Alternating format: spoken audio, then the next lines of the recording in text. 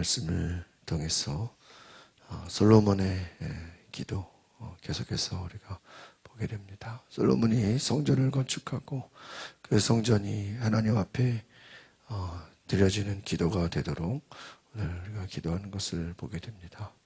하나님 앞에서 솔로몬의 기도가 어떤 기도냐? 우리가 오늘 8장 41절 같이 보겠습니다. 시작. 또 주의 백성 이스라엘에 속하지 않지만 주의 위대한 이름 때문에 먼 땅에서 온 이방 사람들이라도 그들이 주의 위대한 이름과 주의 강한 손과 주의 쭉 뻗친 팔에 대해 듣고 와서 이 성전을 향해 기도하면 주께서는 주가 계시는 곳 하늘에서 들으시고 이방 사람들이 주께 무엇을 구하든 다 들어주십시오. 그러면 이 땅의 모든 민족들이 주의 백성 이스라엘처럼 주의 이름을 알고 주를 경외할 것이요. 또 제가 지은 이 성전이 주의 이름으로 불리는 것을 알게 될 것입니다. 아멘. 계속해서 이 앞에서 기도했던 것은 먼저는 우리가 죄를 지었을 때 하나님 앞에 기도하면 용서해달라 회개의 기도를 드렸죠. 그리고 또 적들이 쳐들어오거나 재앙이 임했을 때 기도하면 재앙을 거둬가 주십시오. 적들을 물리쳐 주십시오.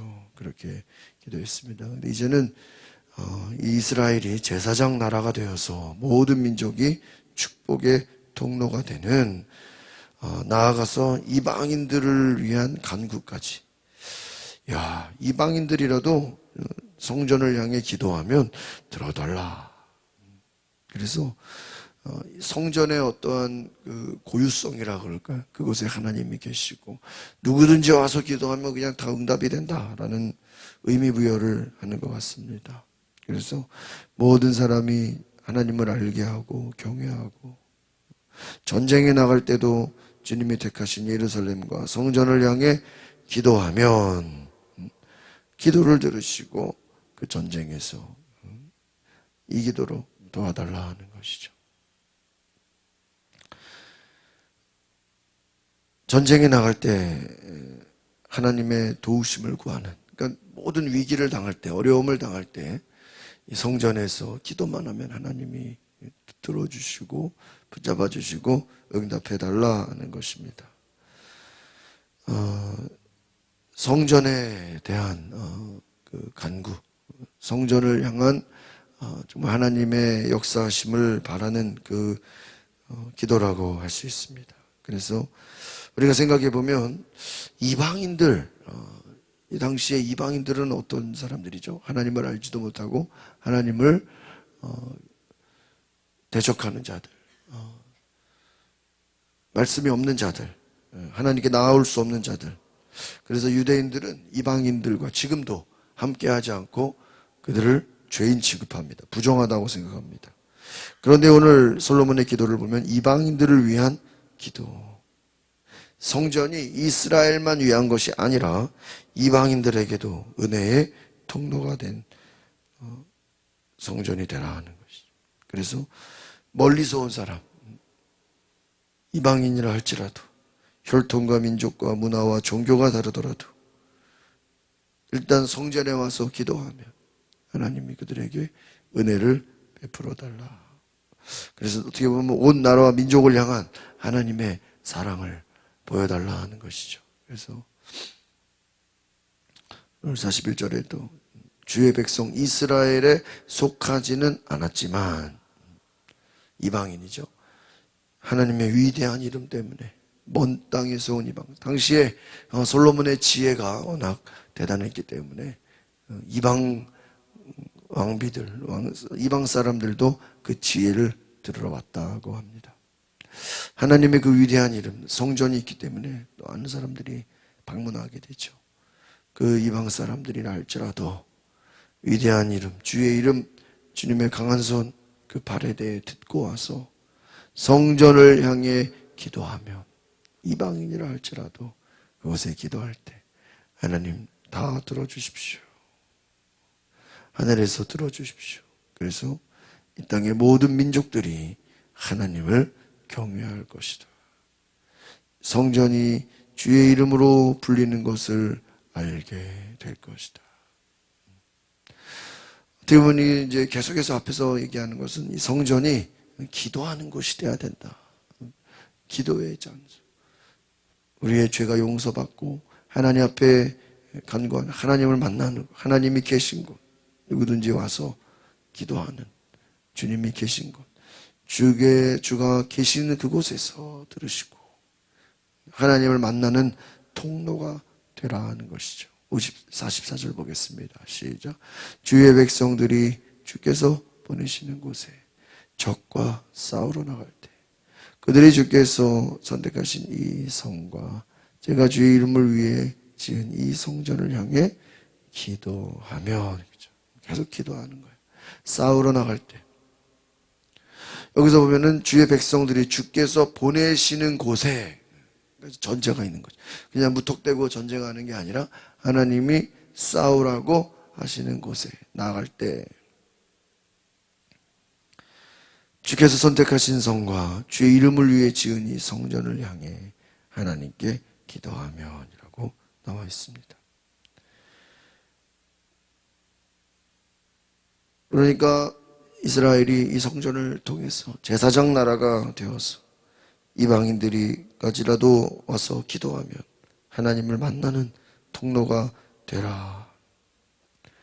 은혜의 통로가 될 수 있도록 기도하였다면, 또 끊임없는 전쟁 속에서 다윗이 얼마나 많은 평생에 전쟁을 했습니까? 아마 솔로몬에게도 그 전쟁이 두려움으로 다가왔을 거예요. 그런데 원수들과 맞서 싸워야 하는, 전쟁이 없을 수가 없겠죠. 또 하나님이 가라고 하면 싸워야죠. 그 전쟁 가운데서 하나님 반드시 응답해 주십시오. 어떻게 보면 왕에게 가장 두려움이 뭐예요? 전쟁이 아니겠습니까? 싸움이 아니겠습니까? 그때 두려움이 찾아올 때 기도하면, 45절 보겠습니다. 시작. 주께서는 하늘에서 그들의 기도와 간구를 들으시고 그 일을 돌아봐 주십시오. 하나님께서 그들의 기도를 들으시고 간구를 들으시고 그 모든 일을 돌아봐 주십시오. 하나님, 우리가 기도할 때 하나님께서 우리의 상황을 살펴주십시오. 우리의 모든 삶을 응답해 달라고. 많은 싸움들 가운데 하나님 보여달라고 기도하는 것이다 하는 것입니다. 46절 보겠습니다. 시작. 죄를 짓지 않는 사람이 없으니 그들이 주께 죄를 지어 주께서 그들에게 진노하시고 적들의 손에 넘겨주셔서 그들이 포로가 돼 멀든지 가깝든지 적들의 땅으로 끌려갈 때, 만약 그들이 포로로 잡혀있는 그 땅에서 마음을 돌이켜 회개하고 주께 간구하며 우리가 죄를 짓고 잘못을 저질렀으며 악한 행동을 했습니다라고 말하면, 또 만약 그들이 마음과 정성을 다해 자기들을 사로잡아간 적들의 땅에서 주께 돌아와 주가 그 조상들에게 주신 그 땅, 곧 주께서 선택하신 성을 향해 제가 주의 이름을 위해 지은 이 성전을 향해 기도하면 주께서는 주가 계신 곳 하늘에서 그들의 기도와 그들의 간구를 들으시고 그 일을 살펴보십시오. 그러니까요, 죄를 짓지 않는 사람이 없으니 죄를 지어 진노하시면 하나님이 적들의 손에 넘겨주잖아요, 실제로. 그럼 포로가 되든지 끌려가잖아요. 이런 일들이 실제로 많이 있었잖아요. 죄로 인해서 이스라엘이 적국의 포로가 되었을 때 포로로 잡혀가는 것이 하나님의 징계인데, 그것까지 기도한 하나님, 우리가 징계를 받을 때 죄를 고백하고 주님께 성전을 향해 기도하면 다시 회복시켜 주십시오. 이게 무조건 죄를 합리화하는 건 아니겠죠. 그런데 그만큼 이 성전의 기도를 중요하게 하고, 어쨌든 죄를 짓고 또 포로로 잡혀가고 여러 가지 어려움을 당하고, 어제도 이어진 것처럼 재앙을 당하고 전염병이 있고, 특별히 죄로 인한 어려움으로 인한 고난이 왔을 때, 위기가 왔을 때, 포로로 잡혀갈 때, 포로로 잡혀간다라는 건 나라가 없어지는 거죠. 완전히 그냥 다 어려움을 겪는 국가적 위기라고 할 수 있습니다. 가장 큰 위기의 상황 속에서도 하나님, 우리가 기도하면, 어디서? 성전에서. 성전을 향해 기도하면, 적들의 땅으로 끌려갈 때, 잡혀있는 그 땅에 47절에 보니까 마음을 돌이켜 회개하고, 이렇게 마음을 돌이켜 회개하고, 죄를 짓고 잘못을 저질렀으며 악한 행동을 했습니다. 죄를 인정하는 거죠. 시인하고 이것을 그대로 하나님께 말씀드리면, 또 그들이 마음과 정성을 다해 사로잡아간 적들의 땅에서 돌아와서 성전을 향해 뭐하면요? 기도하면, 성전을 향해 기도하면 하늘에서 그들의 기도와 그 간구를 들으시고 이를 살펴보십시오. 비록 그 죄로 인하여 징계를 받아 나라가 빼앗겨지고 포로가 잡혀지고 어려움이 찾아왔을 때, 그래도 하나님 기도하면 하나님 다시금 살펴보십시오. 회복시켜 달라는 말이죠. 우리가 기도라는 것, 모든 것을 회복시키는 시작이 기도가 아닌가 싶습니다. 50절부터 볼까요? 시작. 그리고 주께 죄 지은 주의 백성들을 용서해 주십시오. 그들이 주께 저지른 모든 허물을 용서하시고 그 사로잡아간 사람들이 그들을 불쌍히 여기게 해주십시오. 이 50절을 보면요, 용서해달라. 비록 죄로 말미암아 포로로 잡혀가고 끌려갔을 때 불쌍히 여겨주십시오. 불쌍히 여겨달라고. 하나님, 허물을 용서해 주십시오. 그래서 죽지 않도록, 살 수 있도록 해달라는 기도입니다. 하나님은 우리의 기도에 응답해 주십니다. 어떠한 포로로 끌려갈지라도 죄를 깨닫고 회개하고 하나님께 은혜를 구하면 우리는 하나님의 도우심을 경험한다, 하나님의 은혜를 경험한다라는 것입니다. 자격 없는 이방인들에게도 또 이스라엘 백성들에게 하나님의 도우심을 구하는 그 기도는 무엇입니까? 하나님의 긍휼과 은혜를, 자비하심을 간구하는 것이다 라는 것이죠. 우리의 죄를 용서해 달라고, 하나님 불쌍히 여겨 주십시오. 용서해 주십시오. 51절 보겠습니다. 시작. 그들은 저를 단련하는 용광로 같은 이집트에서 이끌어내신 주의 백성들이며 주의 유업입니다. 주께서는 주의 종의 간구와 주의 백성 이스라엘의 간구를 살펴주시고 그들이 부르짖을 때마다 귀 기울여 주십시오.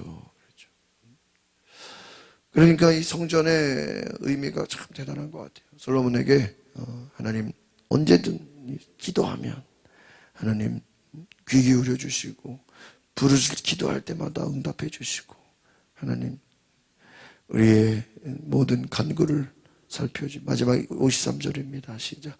주 여호와여, 주께서 우리 조상들을 이집트에서 이끌어내실 때 주의 종 모세를 통해 선포하신 대로 주께서는 그들을 세상 모든 민족들과 구별해 주의 유업이 되게 하신 것입니다. 하나님이 택하셨다. 하나님이 책임지셨다. 하나님이 지금까지 인도하셨고 은혜를 베푸셨고 생명을 주셨고 땅을 주셨고 나라를 주셨고 구별하셨다.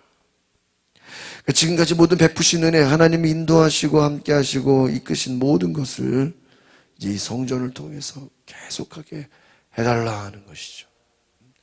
참 이 기도와 간구의 내용을 보면요, 참 간절하다라고 할 수 있죠. 그런데 아무리 뭐 기도가 간절하고 아무리 이 기도의 내용이 좋다 할지라도 하나님은 이들의 삶이 기도만으로 되겠습니까? 하나님의 말씀에 순종하는 삶, 하나님을 경외하는 삶, 하나님만을 예배하는 삶이 되어질 때, 오늘 이 부분은 다 이제 솔로몬의 성전을 건축한 이후에 하나님 결국은 이 성전에서 다 기도하면 용서해 주시고, 기도하면 응답해 주시고, 위기를 만났을 때 다시 회복시켜 주시고, 어떤 그 의미 부여를 참 대단하다라고 할 수 있어요. 그런데 뭐 의미 부여한다고 되는 게 아니라 이 말씀대로 하나님이 이렇게 역사하시는 분이시죠. 그러려면 말씀대로 순종하고 하나님만 의지하고 하나님만 믿어야 된다는 것이죠. 그래서 오늘 우리에게도 어떻게 보면은 정말 이런 간절한 기도, 위기 때 하나님 건져주시고 하나님 함께하여 주시고 우리를 붙잡아 주시고 우리를 이끌어 주시고 회복시켜 주시고, 정말 하나님만이 우리의 주인이시고 하나님만이 우리의 모든 것이다, 그 약속을 지키는, 어떤 상황에서도 하나님을 향한 그 기도와 간구, 그것이 성전의 목적이다. 어떻게 보면 그런 것 같아요. 성전은 기도하는 곳이다. 예수님께서도 내 집은 만민이 기도하는 곳이다. 오늘 우리에게 이 기도가 회복되고 기도를 통해서 하나님의 살아계심을 경험하게 되기를 소망합니다. 기도하겠습니다. 거룩하신 주님, 솔로몬이 성전을 통해서 하나님 이방인들이라도 찾아와서 기도하면 하나님을 알게 하시고, 전쟁의 포로로 끌려갔을 때도 기도하면 주님 살펴주시고, 하나님 앞에 범죄하여 하나님을 잃어버렸을 때라도 기도하고 하나님께 돌이키면 하나님 다시 회복시켜달라고 하는 간구의 기도, 하나님을 향한 은혜의 기도, 하나님의 도우심을 구하는 오늘 기도를 통해서 우리의 삶이 하나님 앞에 늘 간구하며 기도하며 하나님의 말씀대로 순종하며 하나님이 이끄시는 대로 살아가는 주의 백성 되게 하옵소서. 예수 그리스도의 이름으로 기도하옵나이다. 아멘. 오늘 이 시간에 기도하실 때 하나님의 뜻대로 살게 하소서. 하나님 말씀대로 순종하는 놀라운 역사 있게 하옵소서. 우리 다 같이 주의 한번 부르고 동성으로 기도하겠습니다. 주여, 거룩하신 주님을 사랑합니다.